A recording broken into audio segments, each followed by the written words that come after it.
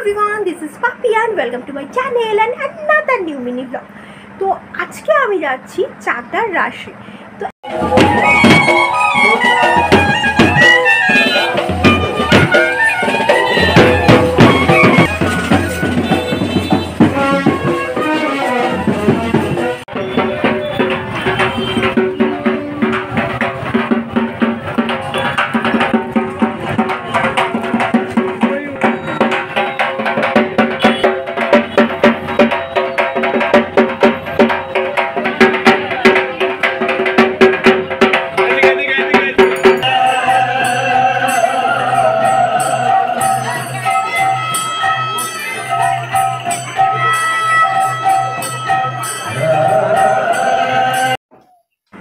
everyone, this is Papi and welcome to my channel and another new mini vlog.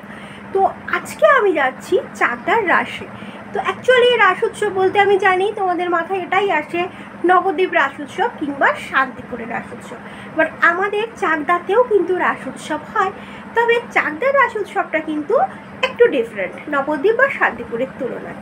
And এটা কিন্তু চাকদার একটা ঐতিহ্য বলতে পারো, অনেক বছর ধরে কিন্তু এই রাসটাই চাকদাতে হচ্ছে। অ্যান্ড আমরা কিন্তু প্রতি বছর এখানে যাই। তো লাস্ট ইয়ারও গেছিলাম, তখনও একটা ছোটো ব্লগ তোমাদের সাথে শেয়ার করছিলাম। তো এবছরও যাচ্ছি। তো চলো তোমাদেরকে আমি ঘুরে দেখাচ্ছি যে চাকদার রাসটা অ্যাকচুয়ালি কীরকম হয়। তো কী হয়, কোনো কোনো জিনিস না কোনো জায়গার ঐতিহ্য হয়, তো বলতে পারো এটাও কিন্তু আমাদের চাকদার ঐতিহ্য। তো পুরো ব্লগটা দেখবে, একদম স্কিপ করবে না। ভালো লাগলে অবশ্যই লাইক কমেন্ট করো, নতুন হলে কিন্তু চ্যানেলটাকে সাবস্ক্রাইব করে পাশে থেকো। তো চলো যাওয়া যাক।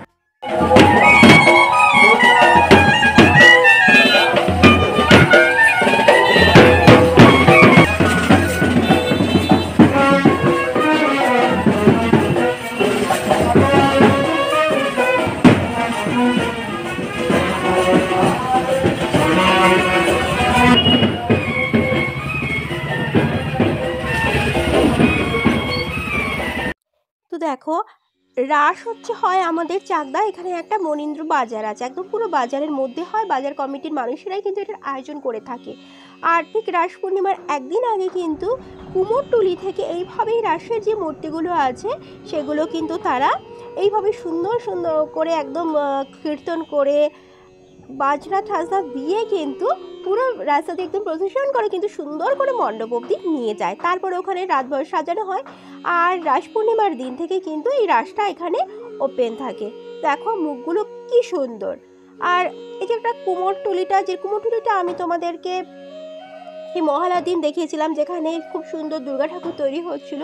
সেই কুমোরটুলি থেকেই কিন্তু এই রাসের এই সব মূর্তিগুলোকে নিয়ে যাওয়া হচ্ছে। মুখগুলো কিন্তু ভীষণ সুন্দর হয়। রাস্তায় অসংখ্য লোক কিন্তু এরকম দাঁড়িয়ে দেখছে। তারা আসতে যেতে রাধারানীর জয়ধ্বনি দিয়ে নমস্কার করতে করতে কিন্তু চলে যাচ্ছে। কেউ দাঁড়িয়ে দেখছে, কেউ বা একটু নমস্কার করে চলে যাচ্ছে। আলটিমেটলি ওখানে যখন রাধারানী বলো যে আর বাকি যে মূর্তি আছে রাখা হবে, সবাই কিন্তু ওখানে একবার দর্শন করতে যাবে। যেহেতু প্রচুর মূর্তি থাকে এইভাবে আর ডিস্টেন্সটাও কম, সেই জন্য ভ্যানে করেই কিন্তু নিয়ে যাওয়া হয়। দেখো খুব সাবধানে আস্তে আস্তে কিন্তু মূর্তিগুলোকে নিয়ে যাওয়া হচ্ছে একদম মণ্ডপের দিকে। বহু পুরনো কিন্তু আমাদের চাকদার এই রাস।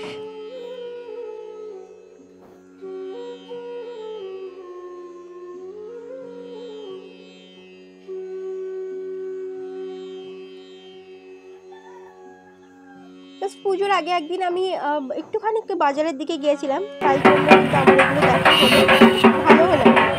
আর এই দেখো কথায় কথায় কিন্তু চলে এসেছি মনীন্দ্র হাটের ভিতর, যেখানে কিন্তু রাসটা হয়। আর বেসিক্যালি এই জায়গাটাকে কিন্তু চালপট্টি বলা হয়। তো দেখো ওখানে প্রতিটা দোকানে কিন্তু চাল বিক্রি হচ্ছে, গম ভাঙিয়ে আটা বিক্রি হচ্ছে, আরও যে সমস্ত গ্রোসারি জিনিসপত্র সব কিছু কিন্তু এখানে বিক্রি হয়। আর এই বাজার কমিটির লোকেরাই কিন্তু এই রাসটার আয়োজন বহু বছর ধরে এখানে করে আসছে। তো এই দেখো, এটা হচ্ছে এখানে রাসের জায়গাটা আমরা পৌঁছে গেছি, অনেক বড় কিন্তু। আর রাসে বেসিক্যালি একটাই সময় হতো শুধু বয়স্ক মানুষরাই কিন্তু আসতো।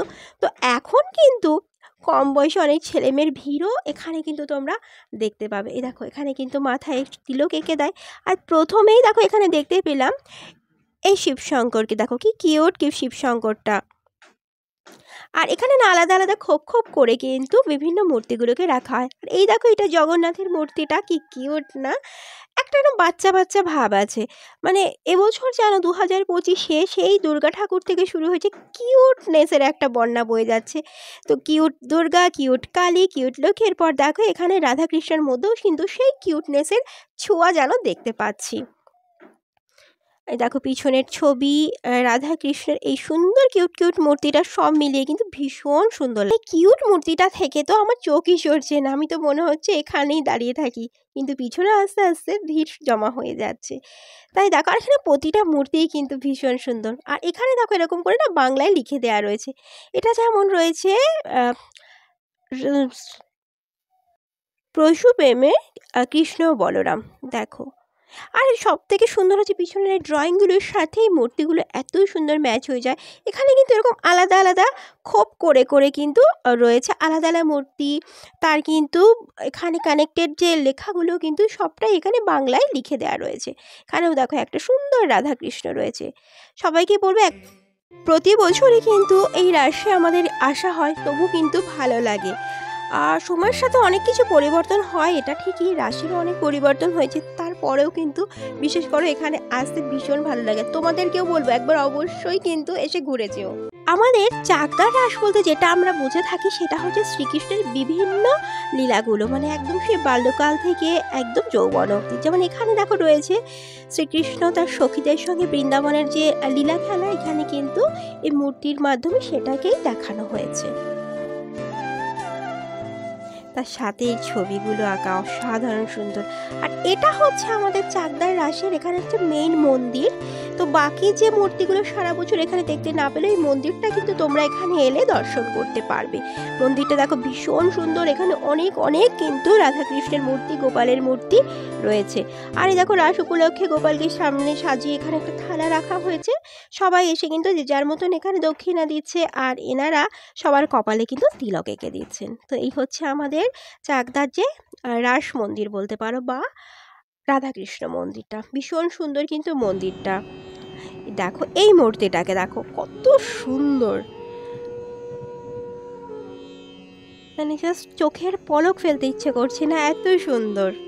এটা হচ্ছে দোল খেলা, শ্রীকৃষ্ণর যে সখীদের সঙ্গে দোল খেলা, এটা কিন্তু এখানে দেখানো হয়েছে।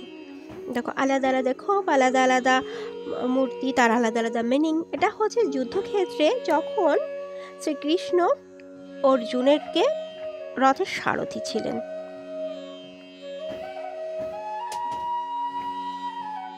এটা আছে নীলাচলের পথে মহাপ্রভু।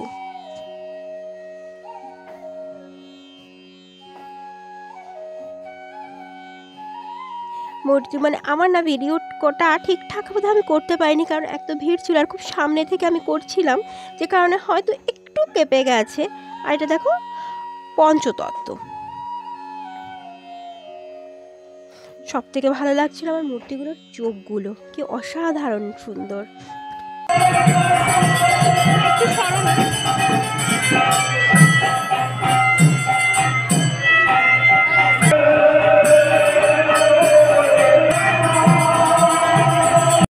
এই দেখো আমার কপালেও কিন্তু খড়ি মাটির দেখো ওরা ফোঁটা লাগিয়ে দিয়েছে। তো এটা এখানকার একটা ট্র্যাডিশন, সবাই কে লাগিয়ে দিয়েছে, তো আমাকেও দিয়েছে, তাই না করিনি। লিটল বিট হয়তো একটু ডিফারেন্স লাগছে দেখতে, বাট ইটস ওকে। আর দেখো আমি যেখানে দাঁড়িয়ে রয়েছি এখানে কিন্তু একটা কীর্তন হচ্ছে। তার আগে বলে দিচ্ছি এখানে দেখো প্রচুর বাতাসার দোকান, আর এখান থেকে কিন্তু মানুষ বাতাসা কেনে আর তারপর দেখো কি করে।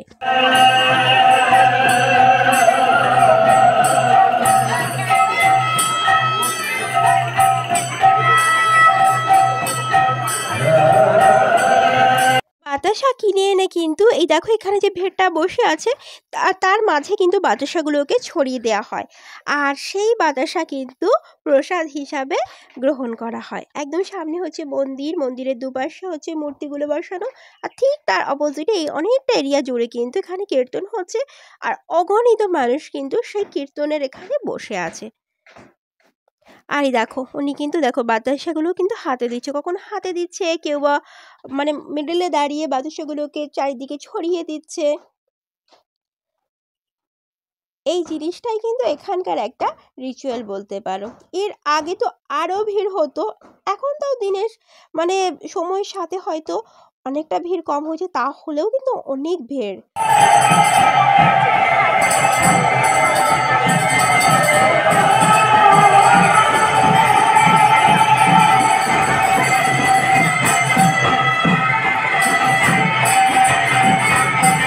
সময়ের পরিবর্তনের সাথে হয়তো এখানে যে রাসের যে আরও অনেক মূর্তি রাখা হতো সেগুলো হয়তো একটু কমে এসছে জায়গার অভাবে, কিন্তু মানুষের ক্রেজ কিন্তু একটুও কমেনি।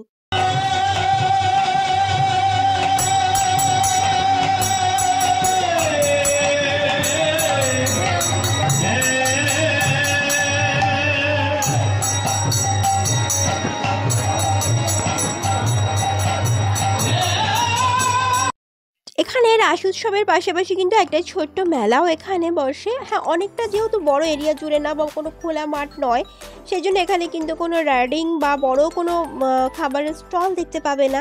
যেটা আছে এটা কিন্তু আমরা রাসের পুতুল বলি। ছোটোবেলায় হয়তো এই পুতুল অনেক কেনা হয়েছে। আর এই পুতুলগুলো দেখো একটু ডিফারেন্ট টাইপেরই দেখতে পাবে, কাগজের তৈরি পুতুল, মানে বলতে পারো একটু সস্তার পুতুলগুলো। তো এই পুতুলগুলোই কিন্তু এই মেলাতে বিক্রি হয়। আর প্রত্যেক মেলার মতো এই মেলাতেও জিলেপি, গজা আর নিমকি সব বিক্রি হয়, কিন্তু আমরা বেরোতে বেরোতে কিন্তু এতটাই ভিড় হয়ে গেছে যে ওই উল্টো দিকের দোকানগুলোতে আর আমরা ঢুকতে পারিনি। আর এখানে দেখো এই মহিলাটি তো ছোট্ট ছেলেটিকে নিয়ে চলে এসছে, মানে একটা মা আর একটা ছেলে কিন্তু এখানে একটা দোকানের পসরা সাজিয়ে বসছে, বেলুন বিক্রি করছে।